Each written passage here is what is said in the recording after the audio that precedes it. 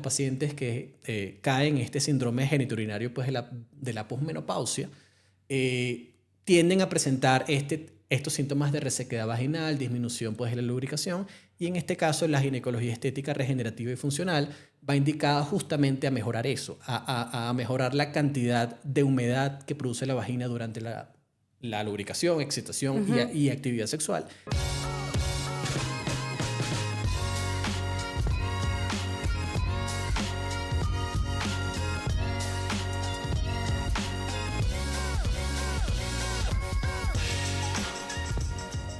Bienvenidos a otro episodio de Modo Salvavidas by Celica. Me vuelvo a presentar, yo soy la doctora Ana Karen André. Y el día de hoy vamos a hablar de un tema que pues hace muchos años casi no se mencionaba y ahora está más presente que nunca. Es un tema que no solamente tiene que ver con la apariencia, sino también con la autoestima, la sexualidad y la salud en general. Vamos a hablar de la estética vaginal. Para esto nos acompaña hoy el doctor Nilfran Notola, un gineco-obstetra, especialista en toda esta parte de ginecología estética y láser. Bienvenido a Celica 94, bienvenido a Modo Salvavidas by Celica. Es un placer tenerte aquí con nosotros el día de hoy. Hola Ana Karen, no, placer. El placer es mío, de verdad. Muchísimas gracias por la invitación. Será una conversación muy amena para tocar varios temas sobre lo que es la estética ginecológica, cómo puede mejorar la calidad de vida, cómo puede afectar el hecho de que la paciente no se sienta cómoda con su aspecto íntimo y cómo nosotros, los ginecólogos que hacemos ginecología estética y hacemos láser, podemos ayudarlas a mejorar todo este tema, toda esta sensación de inconformidad e incomodidad en el área genital y cómo esto puede repercutir de forma muy positiva en su sexualidad. Muchas gracias. Y me gustaría empezar un poco como hablando sobre la demanda creciente de estos procedimientos, porque realmente los procedimientos, y ya entraremos en detalle de cuáles son y cómo son, pero la labioplastia, el rejuvenecimiento vaginal con láser, pues es algo que ha crecido notoriamente en los últimos años, y esto pues a mí personalmente me hace preguntarme como ¿qué es lo que ha cambiado para que esto sea hoy así? ¿Qué es una moda, es una necesidad, es algo que influye en la autoestima, como tú decías, la sexualidad, el deseo? ¿Qué es lo que podemos como atribuirle a este crecimiento tan grande de la estética ginecológica? Bueno, esto no es una moda. La verdad es que hay una frase que yo siempre digo en mis conferencias y es que la estética ginecológica llegó porque las mujeres así quería que fuera. Lo que es el tema del tabú, el pudor, todo esto ha cambiado pues, a lo largo de los años. El uso de ropa interior cada vez más pequeña. De hace unas décadas para acá, el tema del el rasurado pues, de la zona íntima, la pornografía no es un mito, pero efectivamente eso hizo que las mujeres se dieran cuenta que el aspecto de sus genitales podía mejorar, podía cambiar y que repercutía de forma negativa o positiva dependiendo del momento en que el ginecólogo tuviera a la paciente enfrente en la sexualidad. De forma pues negativa cuando ellas no se sentían muy acordes, muy tranquilas y muy satisfechas con el aspecto de sus genitales. Esto no solamente es un tema de que puede afectar la parte psicológica, sino que efectivamente la funcionalidad de la parte sexual va atada a que las personas se sientan bien consigo mismas, con su cuerpo. Y la zona íntima forma parte, sin lugar a dudas, fundamental de lo que es el eje que rodea toda la parte sexual en las mujeres y en los hombres. Tú hablas como de una parte funcional y me encantaría empezar por ahí preguntándote qué es lo que hace que la ginecología estética o la estética ginecológica, como lo queramos decir, haga esta funcionalidad de la que hablas. O sea, ¿a qué te refieres con que funcionalmente es mejor para ellas? Sí, la ginecología estética tiene un nombre muy bien estructurado, que es la ginecología estética regenerativa funcional, en el cual efectivamente tiene dos grandes componentes, la parte funcional, que es todo el tema ligado a la parte anatómica, que efectivamente todos los órganos cumplan su función dentro del proceso de la sexualidad, y la parte estética, que si bien muchas mujeres o muchas personas piensan que es netamente un tema de que visualmente se vea agradable, sí. Porque partamos que los genitales pueden ser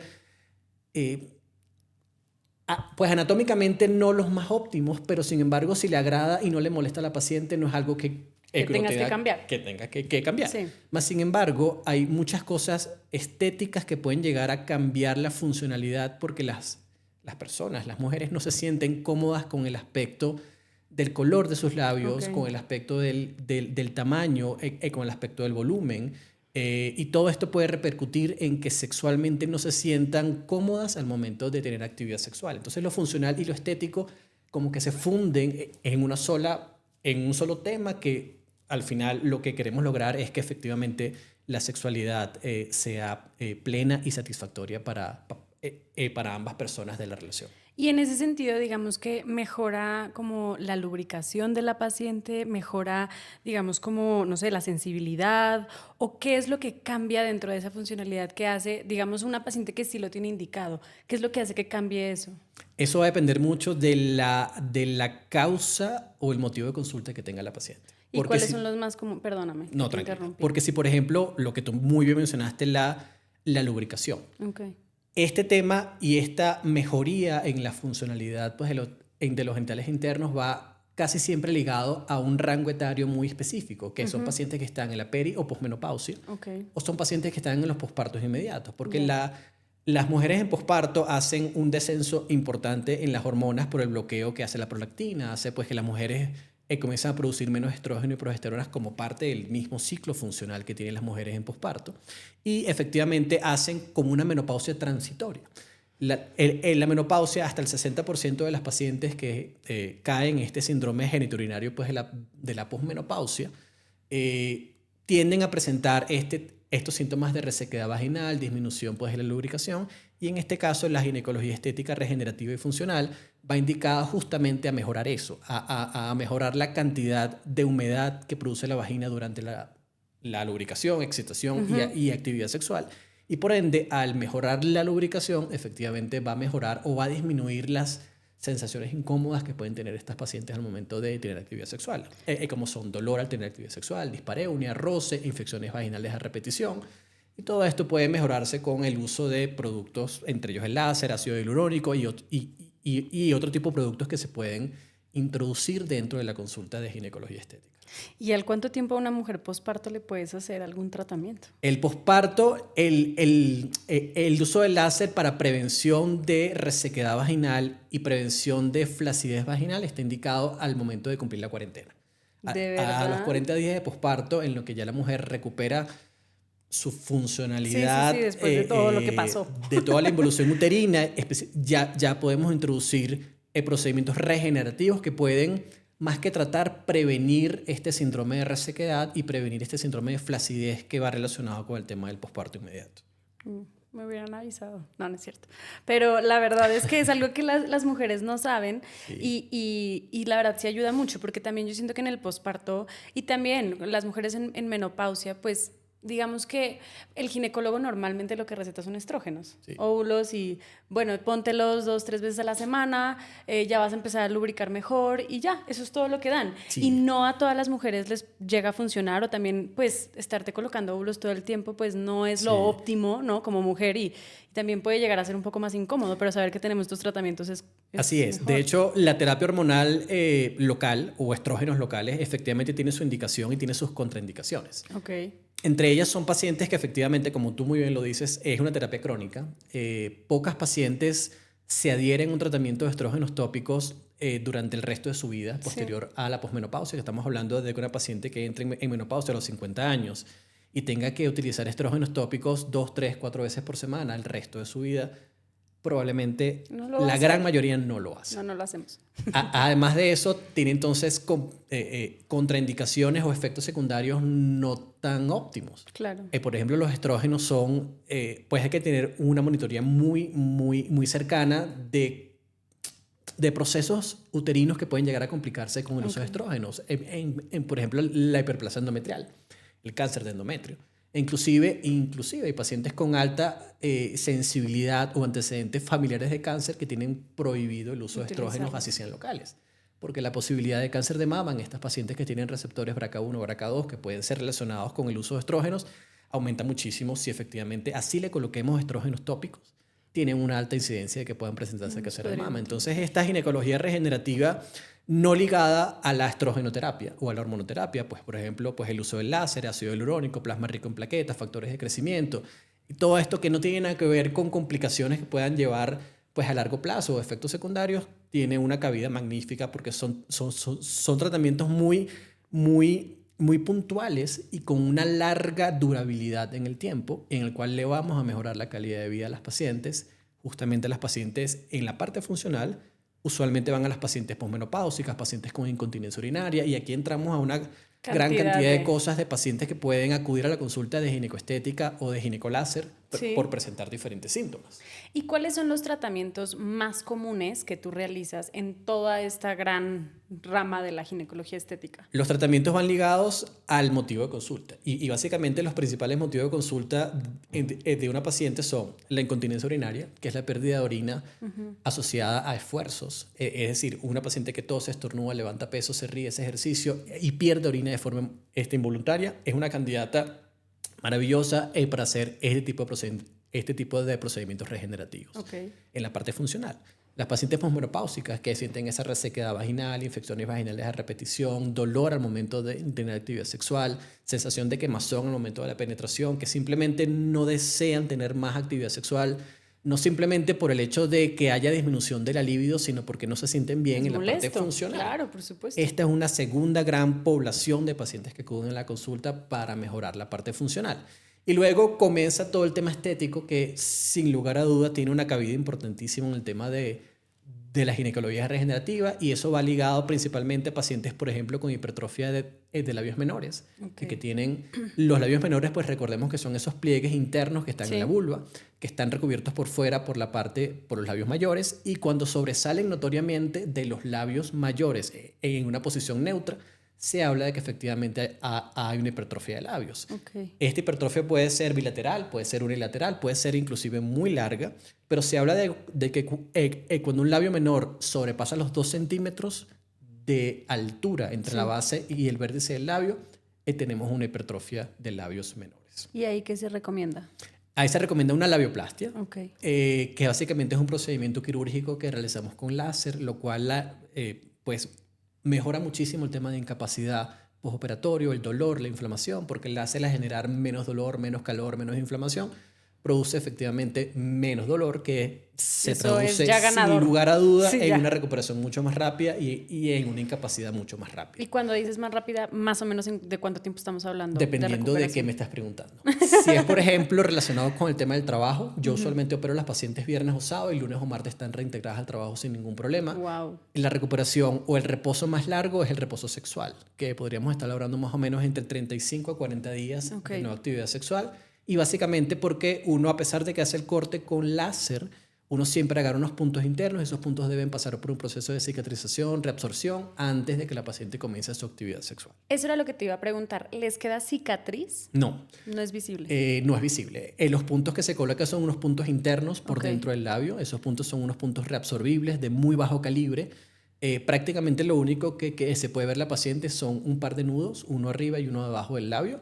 Pero esos puntos a lo largo más o menos de unos 20 días aproximadamente ya están completamente, ya desaparecen. Y digamos, hablando de las expectativas de tus pacientes o de las mujeres que llegan a tu consulta, ¿qué deberían de esperar? Es decir, me hago una labioplastia porque ya sea funcional o estéticamente, yo quiero cambiar esa parte de mí.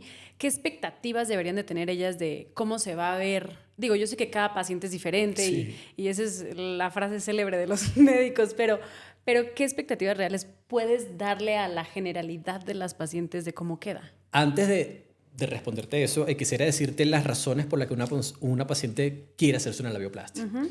La principal razón es que básicamente no les gusta el aspecto de sus genitales. A pesar de que es una cirugía hecha por los ginecólogos, es una cirugía que se considera una cirugía plástica. ¿Por qué? Porque la principal razón por la que una paciente consulta a un ginecólogo o a un especialista que hace este procedimiento es porque no le gusta, y eso define en principio una cirugía estética, una cirugía plástica. El segundo gran porcentaje son justamente esas pacientes que ya va la parte funcional, porque estas pacientes que tienen una hipertrofia de labios usualmente tienen molestias al momento de tener actividad sexual. ¿Por qué? Porque los labios al momento de la penetración se van hacia dentro de la vagina. El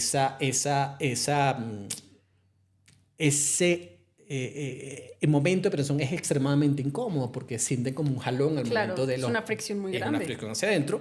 Y tercero, presentan infecciones vaginales de repetición, porque todas las bacterias que están en la parte externa de la vulva se introducen en la vagina al momento de la penetración. Entonces son pacientes que tienen alteraciones estéticas, no les gusta.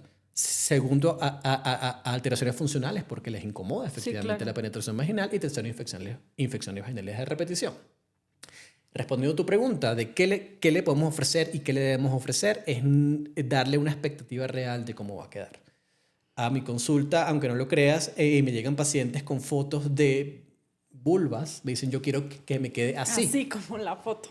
Y la respuesta es, pues así no te va a quedar, porque ese no eres tú. Claro. Como tú bien dijiste, cada paciente es diferente. Entonces, hay que estar muy claro de las razones por las cuales una paciente desea someterse a un procedimiento de labioplastia, explicarle cuáles son los posibles resultados y ser extremadamente sincero con la paciente sobre cómo va a quedar, qué es lo que puede pasar, cómo no va a quedar, porque ellas piensan que al momento de recortar el labio, pues la vulva va a cambiar de forma muy notoria y básicamente lo que estamos haciendo es cambiar una parte anatómica, pero el resto de la vulva va a seguir siendo la misma. Okay.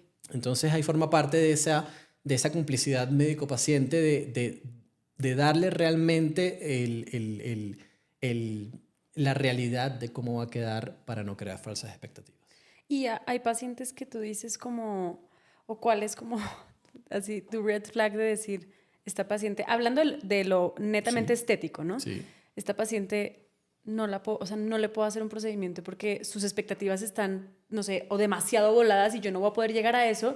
Y uno como médico también entiende que a veces esos pacientes transmitirles esa información cuando ves que no son receptivos ante eso, y más hablando de la estética, pues es complejo. Entonces, tú hay pacientes que rechazas y dices, ¿a ti no te puedo operar? Y la respuesta básicamente es eso. Es un red flag en lo que tú dices, esta paciente tiene un síndrome dismórfico y así yo le haga lo que haga, no va a quedar como ella quiere. Y probablemente va a ser un problema porque el aspecto al final no va a quedar lo que ella tiene en su cabeza y ya no hay forma de echarlo hacia atrás. O sea, una vez recortado el labio, ya no hay nada que hacer. Entonces, sí, efectivamente he rechazado a pacientes que primero no tienen indicación para hacerse una labioplastia y quieren que les ampute los labios, cosa que anatómicamente no es correcto, porque la funcionalidad, los labios tienen una función dentro de la sexualidad, que es producir unas secreciones bactericidas e intensifican la actividad sexual. Entonces, la amputación del labio va a ir directamente a una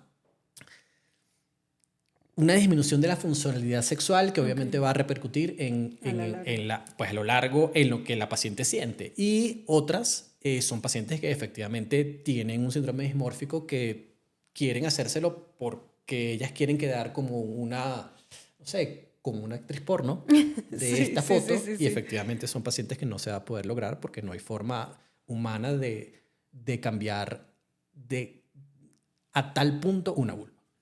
Y te llegan muchas pacientes muy, muy jóvenes, es decir, te han llegado pacientes menores de 18 años queriéndose hacer este tipo de procedimientos. Sí, son pacientes usualmente que hacen, que practican equitación, que practican ciclismo de forma fuerte, o sea, de alta demanda, pacientes que son gimnastas y hacen ejercicios sobre barra. Y efectivamente, si tienen indicación anatómica porque han llegado a hipertrofia de labios realmente que no podría describírtelas a menos que te enseñaran una foto, pero sí efectivamente cuentan con el consentimiento de los padres. Sí necesitan ese consentimiento. Necesitan el consentimiento y tienen una indicación anatómica franca, efectivamente se puede hacer el procedimiento. Y digamos que dentro de esta rama de la estética vaginal, pues tiene como un rango muy grande que tú has mencionado una y otra vez, y es la parte de la sexualidad, ¿no? Tú, digamos que si lo pudieras poner en un espectro, ¿qué porcentaje de las mujeres te llegan hablando netamente de necesito mejorar mi vida sexual y esta es la razón por la cual yo me quiero operar? Depende de la edad de la paciente. digamos, las pacientes que están por encima, el rango etario que está por encima de los 40 años usualmente viene más funcional. Okay. Es un tema de que tengo disminución de la lubricación. Hay otra razón por la que las pacientes acuden y es por sensación de flacidez, es sensación de no roce al momento de la actividad sexual. Son pacientes que usualmente han tenido 2 o 3 partos vaginales y tienen una sensación de vagina amplia. Okay. Efectivamente, eso se puede solucionar a través de la ginecología estética, ginecología láser, o se puede mejorar. Pero ya las pacientes que están por debajo de ese rango etario usualmente son pacientes que están más inclinadas a la parte estética, sin dejar de lado que la parte estética influye en la parte sexual. Claro. Pero las que vienen simplemente con el motivo de consulta, tengo disminución de la sensación, tengo disminución de la lubricación y tengo dolor al momento de la actividad sexual, son el rango etario de más de 40 años. Y de todos los procedimientos que tú realizas de ginecología estética, ¿cuáles son las complicaciones que ellas pueden llegar a esperar de este tipo de procedimientos? O sea, primero, qué procedimiento y cuál sería como, pues no quiero decir el más grave para que se asusten, pero también yo creo que es importante estar informado que de pronto estar buscando algo estético no siempre te va a llevar como a la mejor opción, sino que todo procedimiento tiene riesgos, que todo tipo de cosas que uno haga, pues conlleva ese tipo de cosas. ¿Qué les podrías decir tú que es lo peor que podría pasar, por ejemplo, en una complicación? Realmente estos procedimientos son procedimientos que son extremadamente seguros. Okay. Los procedimientos con láser, el tensado vaginal, el manejo de la incontinencia urinaria, la labioplastia con láser, el relleno de labios mayores con ácido hialurónico, la perineoplastia, son procedimientos extremadamente seguros donde las tasas de complicaciones son extremadamente bajas, hechas por un profesional que esté capacitado para hacer el procedimiento. Yo podría decirte que no es, sí es una complicación, pero realmente no es algo grave, es que ellas no logren el efecto o la sensación que quieren tener. Okay. Hay pacientes que se hacen un sobreestimado de, bueno, yo con el láser voy a quedar virgen, y efectivamente eso no sucede. O sea, uno mejora la tonicidad, mejora la contracción muscular, mejora la lubricación. Logramos retroceder unos cuantos años en la parte funcional, más sin embargo no es algo que te va a dejar, obviamente, 0 kilómetros. Sí, no te va a dejar de 12 años. De 15 no te va a años. dejar con que olvides los partos vaginales que tuviste. Va a mejorar muchísimo la funcionalidad, pero quizás ese es el mayor issue que tenemos que tener en cuenta al momento de ofrecer el procedimiento a los pacientes. Efectivamente pueden ser de que no logren lo que...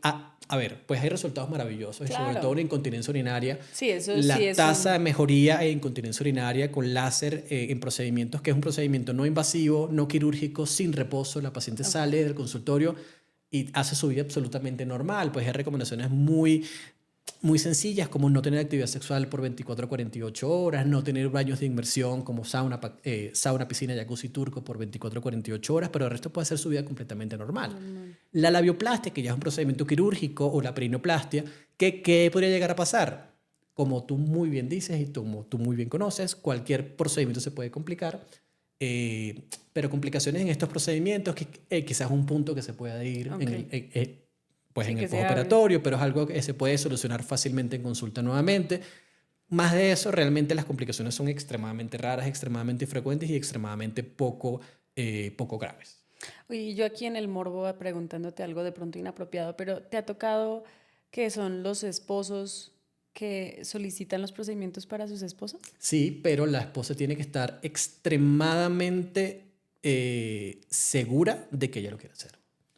Porque por más de que el esposo llegue y le diga, mira, que yo quiero que le haga una labioplastia, sí. Pues la que decide al final sobre su cuerpo es la paciente. Así el esposo quiera lo que quiera. Pues y si la paciente no está de acuerdo, realmente de acuerdo, en un interrogatorio a solas, la paciente no se le hace el procedimiento. O sea, tú la interrogas sin el esposo, por ejemplo. Yo puedo interrogarla sin ningún problema con el esposo, pero el momento de pasar el examen físico y el momento de hacer el procedimiento y programarlo, siempre debemos tener un momento de intimidad ginecólogo-médico, ginecólogo-paciente, para que efectivamente la paciente exprese, porque a veces hay coerción del esposo hacia Toca decirlo políticamente Toca correcto. decirlo políticamente. Así es. Oye, y preguntándote como hacia los médicos que se dedican a esto, a ver, debe de ser un ginecobstetra que haya estudiado esto, porque no sé, tú me dirás, hay médicos Pues seguramente sí, ginecólogos que no tienen una formación real, que hacen este tipo de procedimientos, y no digo ponen a las pacientes en riesgo, pero pues finalmente por algo uno estudia y por algo uno tiene que buscar una clínica que se dedique a esto, que sea experta en el tema. ¿Cuántos médicos hoy en día pueden, o sea, un ginecólogo sin esa formación podría hacer estos procedimientos? Lo podría hacer cualquiera, que deba. Pues sí. es a donde entramos en un punto muy, muy, muy delicado de corte en quién debería hacer estos procedimientos. Uno como médico siempre le debe ofrecer la mayor calidad de atención a una paciente y la paciente debería buscar el médico con mayor capacitación dentro de lo que uno vaya a hacer. Si uno va a operarse de corazón, pues uno busca un cirujano cardiovascular que tenga una experiencia demostrable. Uno no se va a operar con cualquier médico, así sea médico. Esto básicamente se traslada a esto pues de la misma forma. Traten de buscar siempre médicos especialistas en el área, médicos reconocidos en el área, médicos que tengan formación en láser, en ginecoestética, en medicina estética, que tengan ese tipo de bagaje, porque si todo sale bien, todo salió bien. Sí, claro. Pero si se complica, pues ahí es que viene el tema para la paciente. Más para la paciente que para el médico. Sí, claro, la paciente es la que va a sufrir todo. Hablando como de la durabilidad de estos procedimientos, digamos que una paciente se pone ácido hialurónico o se hace láser, ¿qué tanto tiempo tiene ese efecto visual? ¿Es a muy largo plazo? ¿Es mediano? ¿Es cortito? ¿Cómo funciona? El ácido hialurónico es un relleno absorbible, Okay. es un polisacárido absorbible, básicamente es compatible con cualquier tejido y dura exactamente lo mismo que puede durar en cualquier otro tipo de parte del cuerpo. Okay. Depende mucho de la paciente. Hay pacientes que tienen una fisiología de consumo como en toxina botulínica o en hialurónico, básicamente mucho más rápida que otra, pero un ácido hialurónico de relleno, que es un ácido hialurónico altamente reticulado, que tiene la funcionalidad de absorber gran cantidad de agua y aumentar volumen, podemos estar hablando que puede durar entre 6 y 8 meses, en el mejor de los casos. Okay. Entonces, son procedimientos que son reversibles en el tiempo, cosa que es muy buena. Porque claro, si no te gustó, si no pues te gustó, lo puedes cambiar. Primero lo puedes reducir de forma muy, muy rápida porque existen productos que se comen el ácido hialurónico de forma inmediata. Pero tiene que tener muy presente que este tipo de rellenos son rellenos de corto a mediano plazo. Hay rellenos que son mucho más duran muchísimo más, como por ejemplo la transferencia de grasa. Okay. La lipotransferencia en pacientes que quieren hacerse relleno de labios mayores. A veces comienzan con un relleno absorbible, como puede ser el ácido hialurónico, e inclusive mucho menos que el plasma gel, que puede durar más o menos entre 2 y 3 meses. Luego pasan a hialurónico y luego ya cuando ven que visualmente les gusta cómo está quedando, pasamos a una lipoaspiración, puede ser de cara interna de los muslos o de monte de Venus, y la lipoinyección a nivel de labios mayores. Okay. La grasa se siembra en cualquier parte del cuerpo y esa grasa usualmente dura el resto de la vida, a menos que la paciente pierda una gran cantidad de grasa porque baje de peso, tome quemadores de grasa, etcétera, etcétera. Pero entonces, dependiendo del tipo de procedimiento, es la durabilidad. Y con respecto al láser, los procedimientos de incontinencia urinaria, atrofia vaginal, tensado vaginal, es un procedimiento diseñado para hacer varias sesiones. Estamos hablando de más o menos entre 3 a 5 sesiones, una sesión mensual. Y ese efecto dura aproximadamente un año luego de la última sesión. Es decir, una vez al año, al igual que la paciente va al control ginecológico, debería hacerse entre 1 y 2 sesiones de mantenimiento de forma anual para perpetuar el efecto. Pero si te pones a comparar una paciente posmenopáusica, a la cual tú le tienes que ofrecer estrógenos vaginales 2 a 3 veces por semana el resto de la vida, 30 años, posterior a la menopausia, con un procedimiento que debes hacer pues una vez al año, la diferencia es bárbara en cuanto a calidad de vida, calidad de atención, inclusive costos. Claro. Porque uno dice, bueno, el procedimiento láser cuesta mucho más que los óvulos, pero claro, cuesta una sesión. Los óvulos son el resto de toda la vida. Entonces, ahí va en una balanza, entonces, costo-beneficio de efectivamente cuál es mejor. Y el láser, sin lugar a dudas, los estrógenos tienen una indicación muy, muy específica en pacientes posmenopáusicas muy severa, con una atrofia vaginal, que inclusive el espéculo láser no cabe al momento de hacer el manejo de la atrofia vaginal, pero son hormonas que se pueden colocar de entrada para mejorar la tonicidad, mejorar la lubricación coadyuvante y luego ya pasar al procedimiento láser. Y ahí mencionaste algo sobre los precios y no para que nos digas precios puntuales, pero digamos que, como tú decías, en un rango de cirugía plástica, por ejemplo, la cirugía estética ginecológica se va a esos niveles de precio como alzadísimos de cirugía plástica o es algo mucho más asequible para las pacientes. ¿En comparación a qué, por ejemplo? Porque no sé, si la compara... un aumento de... Claro, sí. Lo que pasa es que no es comparable, primero porque el aumento de mamas necesita unas prótesis mamarias que tienen un costo de por sí.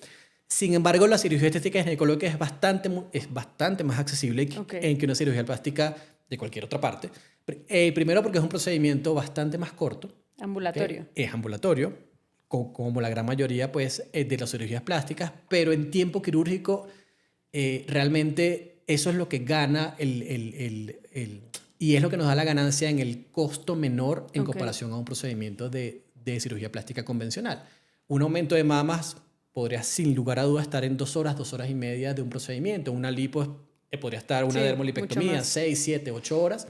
Un procedimiento de estética ginecológica, una labioplastia, no llega a la hora de procedimiento. ¿Y se las puedes hacer despiertas?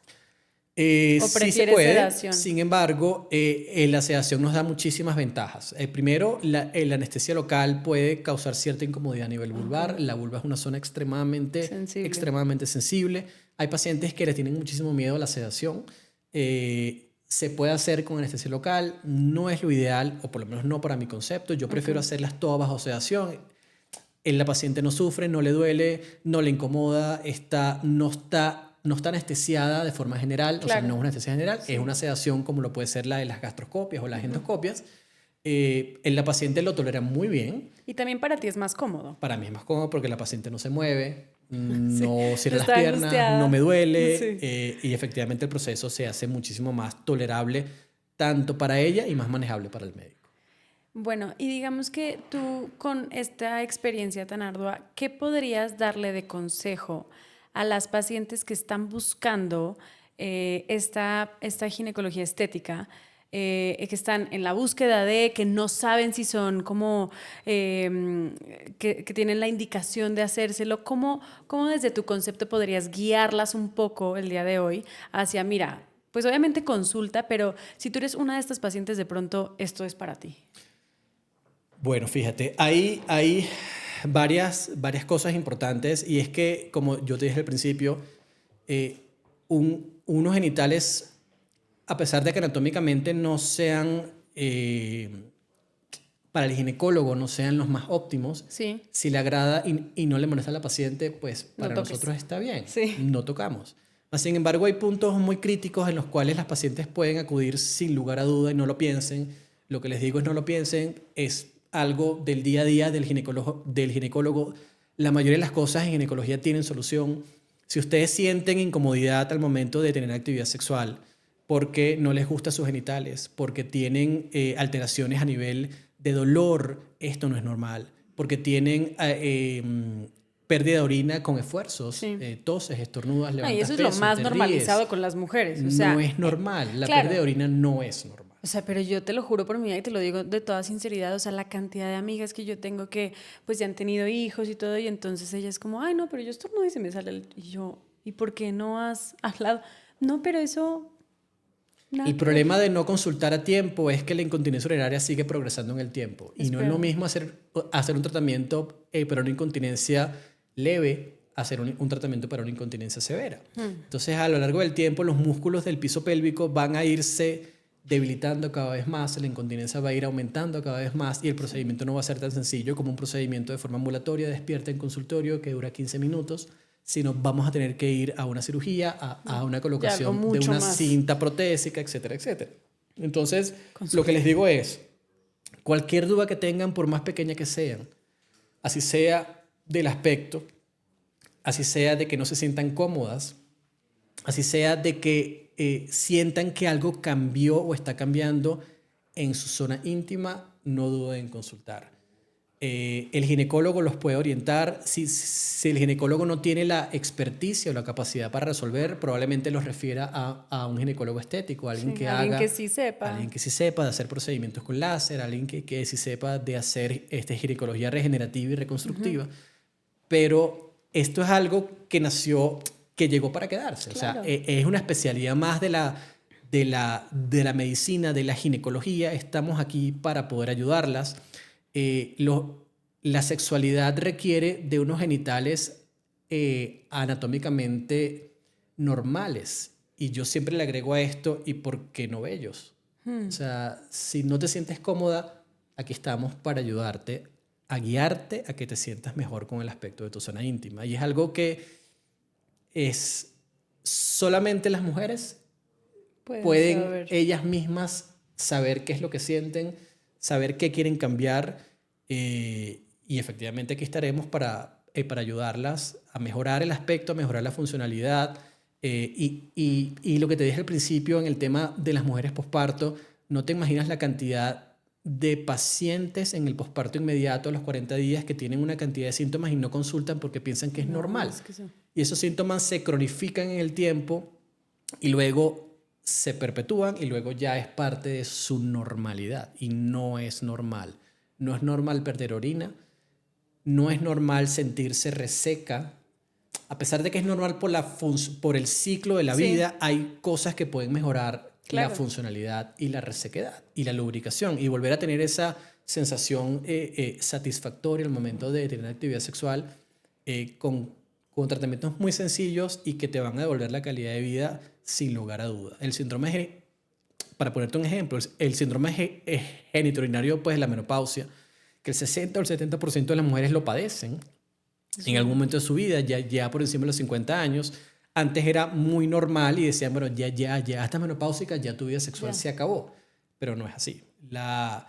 Cuando el pronóstico de vida llegaba a 50 años, perfecto, pero ahorita el pronóstico de vida estamos hablando de que estamos en 75, 80, 85 años. No, casi y tu la vida mitad sexual de la no vida. se puede acabar a los 50, Así o sea, es. eso no Entonces, puede para pasar. eso estamos, para ayudar a estas mujeres, a estas y a todas las demás, a mejorar su calidad de vida, su sensación, su intimidad, con procedimientos muy sencillos, muy rápidos, muy seguros, y muy efectivos.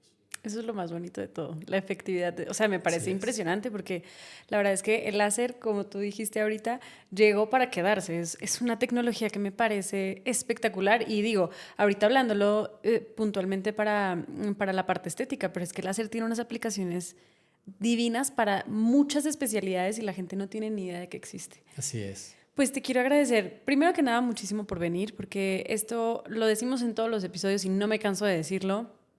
Siempre tener este espacio va a ayudar a alguien. A alguien vamos a ayudar en este tipo de charlas a consultar a tiempo, a de verdad a entender que, como tú dices, algo puedo mejorar de mí y no tiene nada de malo y no tiene nada de pena consultar porque quieras mejorar esa parte de ti. Como le existe en la cirugía plástica, pues también que sepan que pueden cambiar el aspecto de sus genitales y eso me parece fabuloso.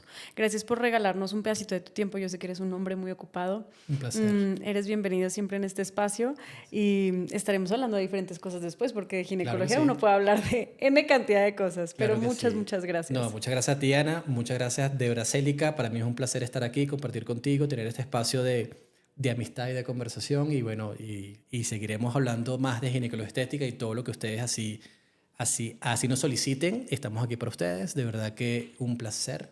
Feliz noche. Muchas gracias. Y bueno, ya saben, si quieren hablar de ginecología estética, pueden ir con el doctor Nilfran Notola.